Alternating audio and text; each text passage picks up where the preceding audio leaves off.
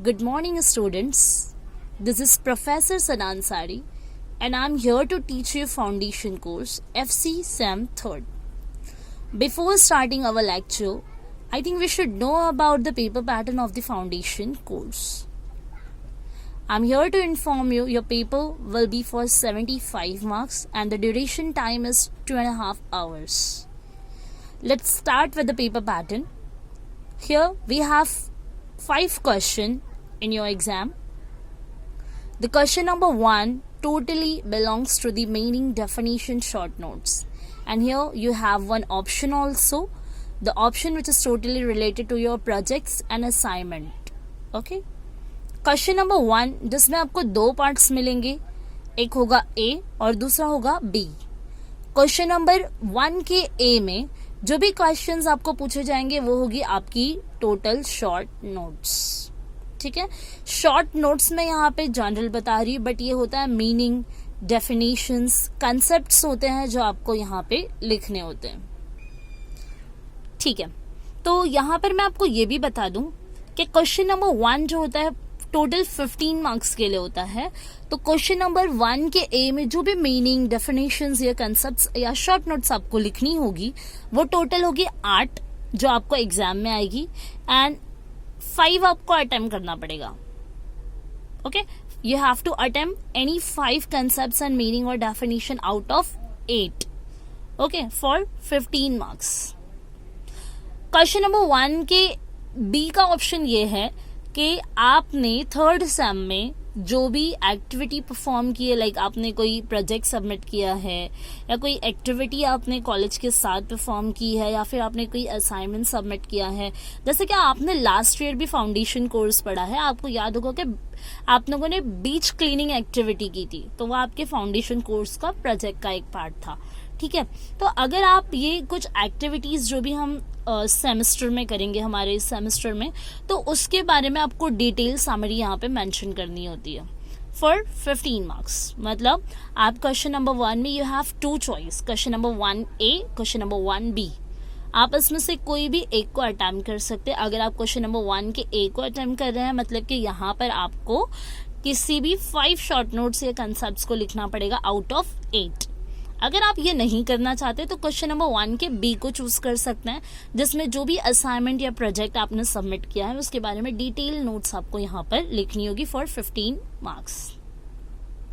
आगे बढ़ते हैं यहाँ पर. जैसे कि आप देख रहे हैं क्वेश्चन नंबर 2, 3, 4, 5. सबसे पहले मैं आपको ये बता दूं कि जब भी आप पेपर के बारे में प्रिपरेशन करते हैं या एग्जाम आ रहे हैं, आप आपके प्रिपरेशन कर रहे हैं, तो always go with module wise. जब भी आप आंसर्स को अटेम्प्ट करते हैं तो मॉड्यूल वाइज जाए. इसमें एक इजी कंसेप्ट मैं आपको बता देती हूँ कि यहाँ एफसी में जो क्वेश्चन नंबर 2, 3, 4 होता है या 5 होता है, ये टोटली मॉड्यूल बेस्ड होता है.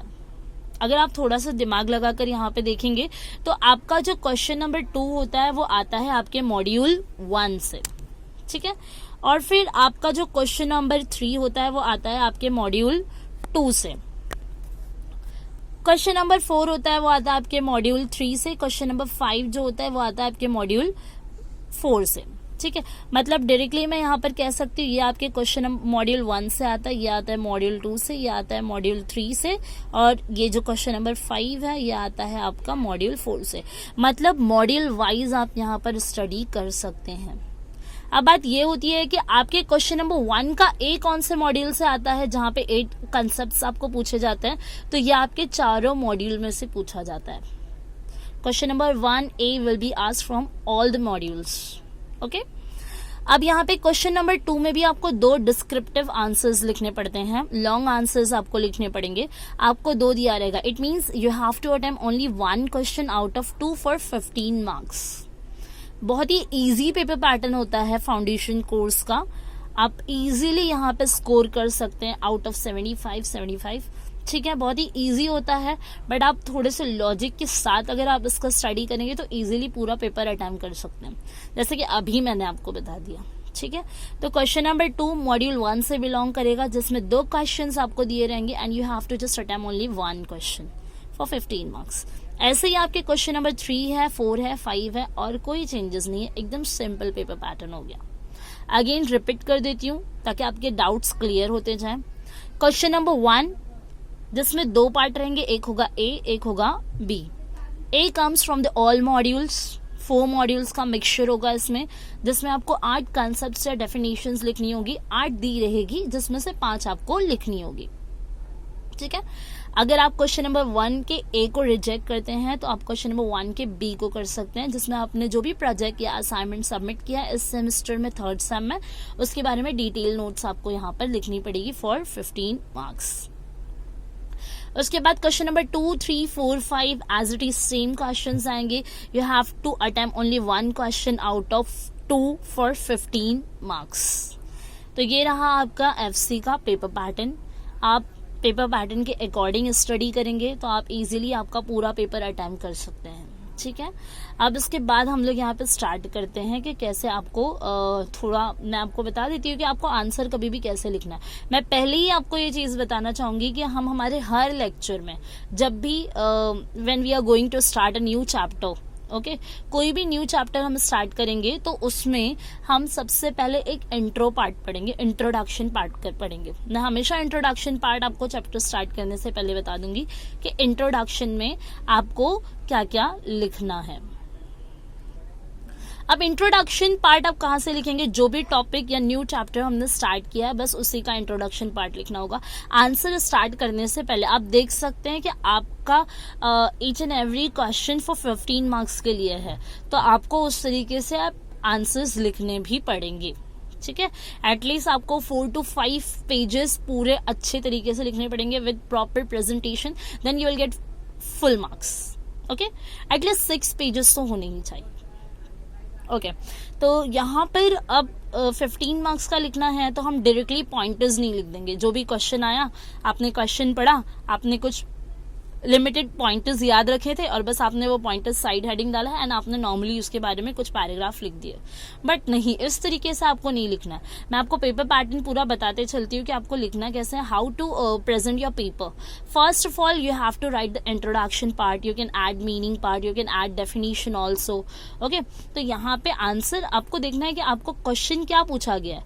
अब जैसे कि मैंने बताया मॉड्यूल वाइज आपको क्वेश्चन आते हैं, तो हर मॉड्यूल का आपको एक स्टैंडर्ड नाम याद होना चाहिए। जैसे कि अभी जो हम पढ़ेंगे फर्स्ट मॉड्यूल वो पूरा बिलोंग करता है ह्यूमन राइट्स से, तो मतलब फर्स्ट मॉड्यूल क्वेश्चन नंबर 2 में मुझे जो भी क्वेश्चन पूछा जाएगा वो रिलेट्स करेगा ह्यूमन राइट्स से। मतलब मैं स्टार्टिंग इंट्रोडक्शन पार्ट पूरा ह्यूमन राइट्स पर लिख सकती हूँ।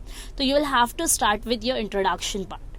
आपने इंट्रोडक्शन पार्ट लिख दिया, फिर आप आपके पॉइंटर्स लिखें, उसके बारे में आप यहाँ पे एक्सप्लेन कर सकते हैं with your own words, okay.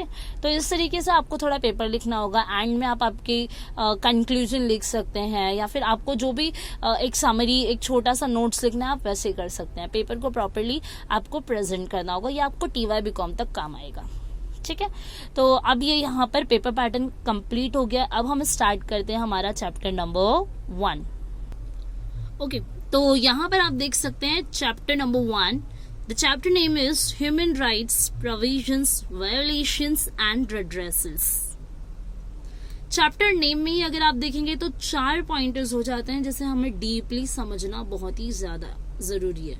It is very important to understand all 4 points. But इस लेक्चर में हम स्टार्ट करेंगे सिर्फ और सिर्फ ह्यूमन राइट्स से। जैसे जैसे क्वेश्चंस आते जाएंगे वैसे वैसे मैं आपको एक एक वर्ड को डीपली बताते जाऊंगी। But right now will have to start with the human rights. What do you mean by the human rights? Human rights क्या होते हैं? नॉर्मली हमने सुना है कि ह्यूमन राइट्स वो होते हैं जो ह्यूमंस के राइट्स होते हैं, जो हमारे हक होते हैं, ठीक है, जो हमारे अधिकार होते हैं। आपने नॉर्मली सुना होगा कि वो होते हैं ह्यूमन राइट्स। बट हमारे अधिकार क्या होते हैं या हमारे राइट्स क्या होते हैं वो भी हमें जानना बहुत ही जरूरी है। अगर कॉमनली हम कहें तो हम ये कह सकते हैं human rights are essentially the rights of people. मतलब ह्यूमन राइट्स क्या होता है, ये कुछ और अलग चीज नहीं है, ये सिर्फ क्या होते हैं ह्यूमंस के राइट्स होते हैं। बट ह्यूमन राइट्स क्या क्या होते हैं तो हमने नॉर्मली सुना है right to choose, right to hear, या फिर आप कहते हैं राइट टू स्पीक, ओके। ये नॉर्मली हमने कुछ राइट्स पढ़े हुए हैं कि राइट्स होते क्या है, ठीक है। तो यहाँ पर हम देख सकते हैं कि in legal terms human right means the rights relating to our life, liberty, equality and dignity of an individual person. Human rights वो होता है जहां पे हमें लिबर्टी हो, आजादी हो। ह्यूमन राइट्स आप देखते हो कि आजाद रहना, हम यहाँ पे लिबरल है, we can easily move from one place to another place because ये हमारे राइट्स हैं। राइट टू लिबर्टी है, राइट टू लाइफ है, इक्वालिटी है। आप देखते हैं कि इक्वल अपॉर्चुनिटीज मिलती है हमें हर जगह पे, है ना। अगर एजुकेशन से रिलेटेड हो तो आज हमें एजुकेशन के भी बहुत ज्यादा अपॉर्चुनिटीज मिलती है, हमारे राइट्स है, हम यहाँ पे एजुकेशन ले सकते हैं, हम स्टडी कर सकते हैं, हम लिबरल हैं, हम one place to another place easily move कर सकते हैं, ठीक है। तो ये हमारे कुछ ह्यूमन राइट्स होते हैं। ओके अब यहाँ पर आगे बढ़ते हैं, बट पहले हम और डिटेल्स इंफॉर्मेशन इसकी ले लेंगे।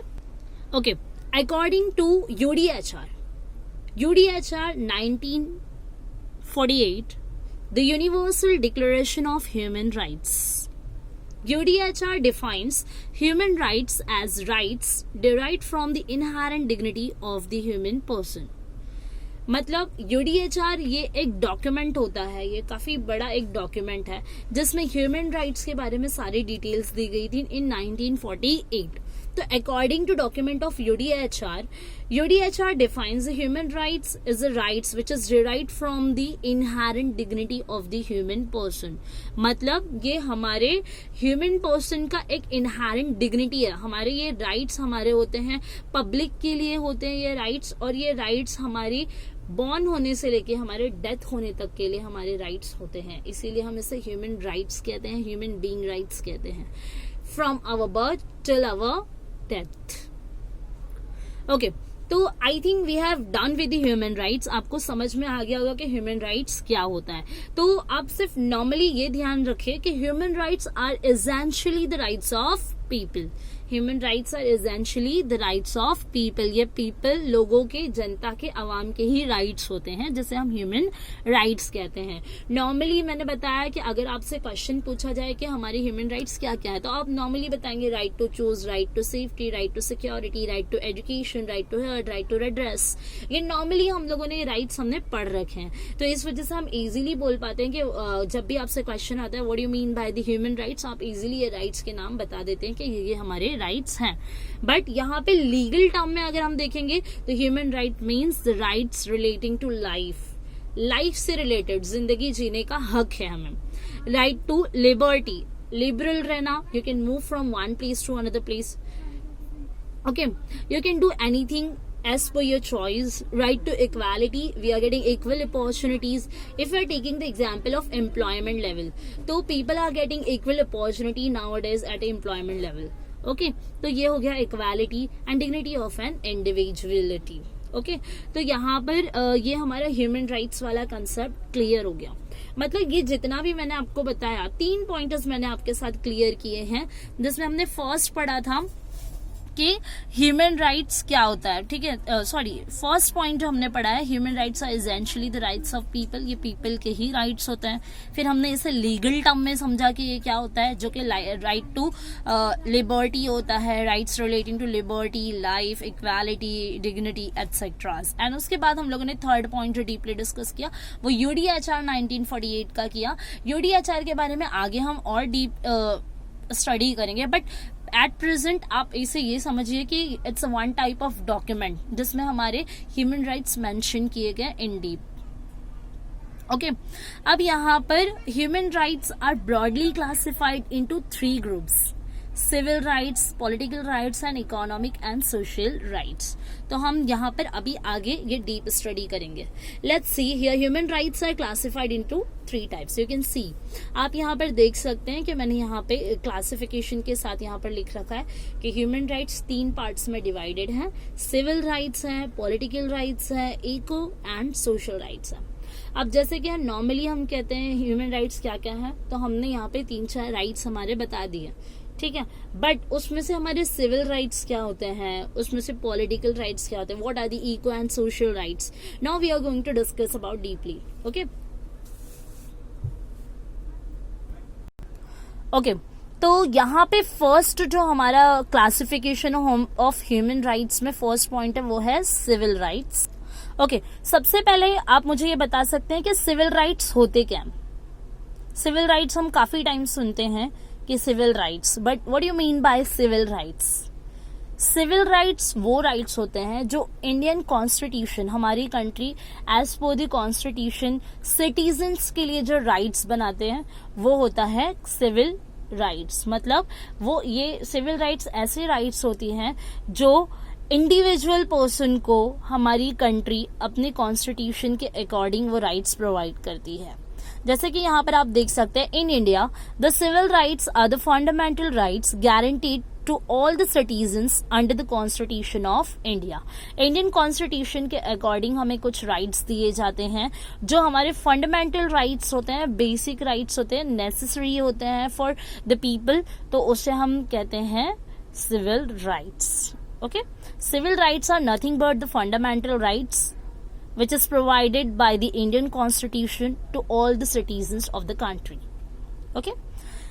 ठीक है, तो यहाँ पे कुछ एग्जाम्पल्स देख लेते हैं कि सिविल राइट्स के क्या क्या एग्जाम्पल होते हैं। अगर आप सोचे जो वो ऐसे राइट्स जो हमें इंडियन कॉन्स्टिट्यूशन दे रही है सिटीजन ऑफ द कंट्री होने की वजह से, तो वो क्या क्या हो सकते हैं। तो यहाँ पे देखिए, the civil rights include right to equality, right to freedom. Equality, it means to getting an equal opportunity in all the sectors. Right to freedom, right to movement. We can easily move from one place to another place as per the civil rights under the Indian Constitution. Right to speech and expressions. We can easily speak with the customers, with the another persons, with our society's members also. Okay, so here we have a right to speech and expressions also, and right to freedom of religion. Religion के freedoms है हमारे पास. Right to life, जो हमने already discuss किया था human rights में commonly normally जो हम राइट्स का डिस्कशन कर रहे थे. Right to privacy and right to own property. तो these are the rights of civil rights, rights of humans, civil rights. Okay, तो यहाँ पे ये हमारा एक टॉपिक यहाँ पे कंप्लीट हुआ. ओके, सबसे पहले तो यहाँ पर आप देख सकते हैं मैंने यहाँ पे लिखा है human rights important question short notes के लिए. मतलब जो क्वेश्चन नंबर 1 पेपर पैटर्न का अगर आपको ध्यान हो, जो मैंने अभी आपको बताया था कि पेपर पैटर्न में जो क्वेश्चन नंबर 1 का ए है जिसमें से आपको 5 कंसेप्ट अटेम्प्ट करने आउट ऑफ 8, उसमें आपको ह्यूमन राइट्स पूछने के काफी ज्यादा चांसेस है. ठीक है, तो आप यहाँ पे इसका प्रिपरेशन कर सकते हैं. इसके अकॉर्डिंग आप इंट्रो पार्ट ऐड कीजिए और इसका क्लासिफिकेशन इजीली यहाँ पे मेंशन कर सकते हैं. Okay, so we have done with civil rights. Now we are going to start with the political rights. Okay, political rights. First of all we should know about what is the meaning of political rights. Political rights क्या होते हैं? Okay, तो पहले मैं आपको ये बताऊंगी political rights ये होते हैं under the Indian constitution citizens are getting some rights, okay, which is called political rights, but for the limited state. Okay, it means एक पर्टिकुलर स्टेट में रहकर आपको हमारी जो इंडियन कॉन्स्टिट्यूशन है एक गारंटीड राइट्स देती है एज अ सिटीजन कि आपको राइट्स होते हैं. It means you can directly और इनडायरेक्टली आप आपके राइट्स में या फिर आप जो स्टेट की जो एक्टिविटीज होती है उसमें डायरेक्टली और indirectly you can participate. Okay, तो वो होते हैं पॉलिटिकल राइट्स. मतलब पॉलिटिकल राइट्स वो होते हैं जहां पर विद इन द स्टेट आप स्टेट के किसी भी एक्टिविटी को डायरेक्टली और इनडायरेक्टली उसमें पार्टिसिपेट कर सकते हैं, परफॉर्म कर सकते हैं. तो ये हमारे कुछ पॉलिटिकल राइट्स होते हैं which includes right to nationality, nationality का राइट्स होना. Right to criticize the government. An individual person can easily criticize the government also. It is our political rights. Right to vote, vote देना. आप जानते हैं कि आपको वोट देने का राइट होता है. तो 18 के बाद आफ्टर द एज ऑफ 18 हम क्या करते हैं, वोट देते हैं. तो ये हमारा पॉलिटिकल राइट है. ओके, जब हम नॉर्मली ह्यूमन राइट्स जानते हैं तो हम बोलते हैं कि राइट टू वोट ये हमारे ह्यूमन राइट है. तो ये हमारे ह्यूमन राइट्स ही है बट पॉलिटिकल ह्यूमन राइट्स है. Okay, right to stand in election. आप जानते हैं आप खुद को प्रेजेंट कर सकते हैं ठीक है, खुद को रिप्रेजेंट कर सकते हैं इलेक्शन के लिए। तो यहाँ पे ये इलेक्शन में खड़े होना, आप देखते हैं कोई भी इलेक्शन में स्टैंड करता है तो ये सब उनके पॉलिटिकल राइट्स है। मतलब विद इन द स्टेट रह के आपको जो गवर्नमेंट कॉन्स्टिट्यूशन है, इंडियन कॉन्स्टिट्यूशन आपको ये राइट दे रहा है कि आप इलेक्शन में खुद को रिप्रेजेंट कर सकते हैं, आप वोट दे सकते हैं, आप गवर्नमेंट को क्रिटिसाइज कर सकते हैं, यू हैव ए नेशनैलिटी। तो ये सारे हमारे पॉलिटिकल राइट्स होते हैं जो with in the state Indian constitution किसी भी सिटीजन को प्रोवाइड करती है। आप स्टेट के अंदर किसी भी एक्टिविटी को जो इंडियन कॉन्स्टिट्यूशन हमें राइट्स दे रही है उन सारे राइट्स को डायरेक्टली और इनडायरेक्टली परफॉर्म कर सकते हैं। ओके, इसके अलावा यहाँ पर आप देख सकते हो, नॉर्मली आपने लास्ट टाइम भी जब फाउंडेशन कोर्स पढ़ा था तो आपने schedule caste and schedule tribes के बारे में पढ़ा होगा। डीपली हम आगे चल के पढ़ेंगे क्योंकि एक एक पॉइंटर्स को हमने आगे डीप स्टडी करना है, बट स्टिल पॉलिटिकल राइट्स की बात है तो मैं यहाँ पे बताते चलूं कि लोकसभा में आज भी schedule casters and schedule tribals के लिए क्या किया जाता है, सीट्स रिजर्व की जाती है क्योंकि ये उनका पॉलिटिकल राइट्स है। ये पॉलिटिकल राइट्स उन्हें स्पेशली प्रोवाइड किए जाते हैं एससीज एंड एसटीज कम्युनिटीज को। सी special political rights are provided to SC and ST communities. For instance, seats shall be reserved for SCs and STs in the Lok Sabha. मतलब आप यहाँ पे देख सकते हैं कि लोकसभा में SCs and STs schedule casters and tribals के लिए सीट्स को रिजर्व किया जाता है just because of this are the political rights of SCs and STs communities. Okay. So we have already done with our two rights of human rights, like civil rights and political rights. Now we are going to start with the economic and social rights. Okay, economic and social rights क्या होते हैं? पहले तो हमें ये जानना पड़ेगा कि हमारे सोशल राइट्स क्या होते हैं, हमारे इकोनॉमिक राइट्स क्या होते हैं। उससे पहले I would like to inform you about the basic rights of humans. हमारे बेसिक राइट्स क्या होते हैं? बेसिक राइट्स नॉर्मली जब भी बेसिक राइट्स की बात आती है तो हम कहते हैं food, shelters and clothes. Basic needs की बात आती है तो हम कहते हैं फूड, शेल्टर्स एंड क्लोथ्स। ठीक है, तो बस उसी से रिलेटेड ये हमारा टॉपिक है economic and social right. Economic and social rights are very important to make an individual self-sufficient and self-reliant in his basic needs. Okay मतलब कि ये जो इकोनॉमिक एंड सोशल राइट्स होते हैं ये बहुत ही ज्यादा हेल्पफुल होते हैं to make a individual self sufficient and self reliant. अगर एक इंडिविजुअल पर्सन है, अगर उसकी लेट्स एन एग्जांपल, अगर हमारे पास फूड्स, क्लोथ्स एंड शेल्टर्स है, पूरी अच्छी तरीके से ये चीजें हमें मिलती है, तो यहाँ पर आपकी जो बेसिक नीड्स होती है वो प्रॉपरली फुलफिल हो रही है, तो यही हमारे इकोनॉमिक एंड सोशल राइट्स होते हैं। The economic and social rights make an individual self sufficient and self reliant in his and her basic needs like food, clothing and shelter. Some of this examples are right to work करना, ये आपका economic rights होता है। Right to just condition of work, जैसे कि working condition भी कैसा होना चाहिए, क्लीन होना चाहिए, नीट एंड क्लीन होना चाहिए। आप देखेंगे तो बहुत सारे आर्टिकल्स ऐसे आ गए